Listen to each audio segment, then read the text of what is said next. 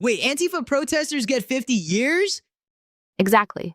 According to the Washington Post, several alleged antifa members were sentenced to decades in prison after a violent protest at an IC facility in Alvarado, Texas.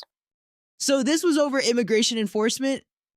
Yes, the group targeted ICE, that's Immigration and Customs Enforcement, during a 2020 protest that turned into a shooting at the facility. Why are sentences landing now 6 years later? The criminal trial took years. Federal prosecutors charged them under terrorism laws, which added more time to the process and led to mandatory long sentences once convicted. What kind of terrorism charges? Conspiracy to commit terrorism and use of firearms in a violent act against federal property.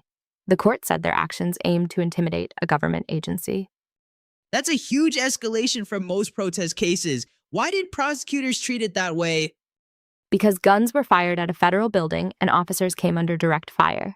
Prosecutors argued it crossed from protest into violent attack. How did the jury respond to that argument? They convicted quickly after weeks of testimony about weapons recovered, plans discussed in encrypted chats, and surveillance footage. And these are long sentences, at least 50 years? Yes, The Guardian said each defendant got between 50 and 60 years. The judge called the attack an act meant to terrorize public servants. Are civil rights groups reacting? Some groups are warning this could set a precedent for labeling militant protest activity as terrorism. Others say it shows zero tolerance for violence against government facilities. What happens next? Any appeals? Defense lawyers plan to appeal to a federal circuit court, arguing the terrorism law was applied too broadly.